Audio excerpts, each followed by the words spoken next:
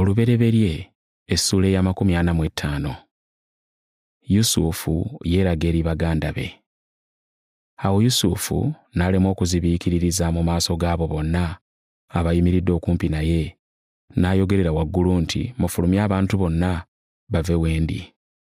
Ne watasigala muntu n'omu bwe yali nga yeeyoleka eri baganda be. N'akaaba n'eddoboozi ddene, Abamisiri ne bawulira, n'ennyumba ya Falaawo n'ewulira. Yusufu n'agamba baganda be nti, nze Yusufu, kitange akyali mulamu? Baganda be ne batya nnyo okulaba nga bayimiridde mu maaso ge, ne batayinza kumuddamu. Yusufu n'agamba baganda be nti, munsemberere mbeegayiridde. Ne basembera. N'ayogera nti, nze Yusufu muganda wammwe gwe mwatunda e Misiri.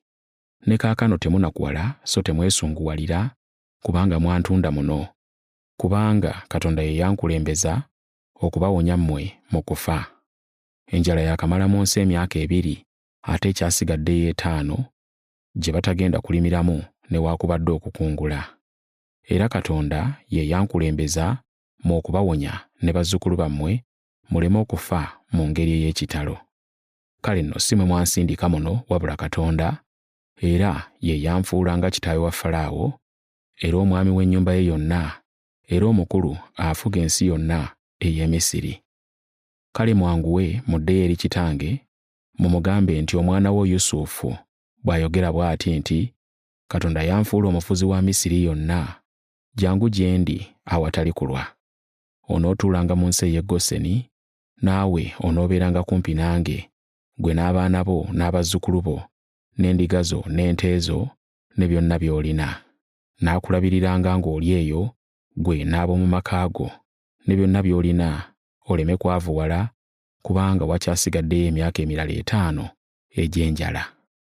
Kaakano mmwe mwennyini mulaba, era ne muganda wange Benyamini alaba, nga nze Yusufu yennyini ayogera nammwe. Mubuulire kitange ekitiibwa kyange kyonna kye nnina mu Misiri, era mumutegeeze ne byonna bye mulabye, mwanguwe mumuleete wano. Awo Yusufu n'agwa muganda we Benyamini mu kifuba, n'akaaba amaziga. Benyamini naye n'akaabira mu kifuba kye. Yusufu n'anywegera baganda be bonna nga bw'akaaba amaziga. N'oluvannyuma baganda be ne banyumya naye. Ebigambo bwe byatuuka mu lubiri lwa Falaawo nti baganda ba Yusufu bazze, Falaawo n'abakungu be ne basanyuka nnyo. Falaawo n'agamba Yusufu nti, gamba baganda bo nti mutikke ebintu ku nsolo zammwe muddeyo mu nsi ya Kanani, muleete kitammwe n'ab'omu nnyumba zammwe, mujje ewange, nange ndibawa ettaka erisinga obugimu mu Misiri, era munaalyanga ebirungi eby'omu nsi eno. Era balagire nti mukole bwe muti nga muva mu nsi ey'e Misiri. Mugende n'amagaali kwe mulireetera abaana bammwe abato ne bakazi bammwe, mujje ne kitammwe. Era temweraliikirira kulekayo bintu byammwe, kubanga ebisinga obulungi mu nsi ey'e Misiri yonna biriba byammwe. Abaana ba Isirayiri ne bakola bwe batyo. Yusufu n'abawa amagaali nga Falaawo bwe yalagira, n'abawa n'entanda ey'omu kkubo. Bonna n'abawa buli muntu ebyambalo eby'okukyusizaamu, naye n'awa Benyamini ebitundu eby'effeeza 3 n'ebyambalo eby'okukyusizaamu engeri 5. Ne kitaawe n'amuweereza bw'ati, endogoyi 10 ezeetisse ebirungi eby'omu Misiri, n'endogoyi enkazi 10 ezeetisse eŋŋaano n'emmere, n'ebyokulya kitaawe by'aliriira mu kkubo. Bw'atyo n'asiibula baganda be ne bagenda, n'abagamba nti mwekuume muleme okuyombera mu kkubo. Ne bava e Misiri ne baddayo e Kanani eri Yakobo kitaabwe.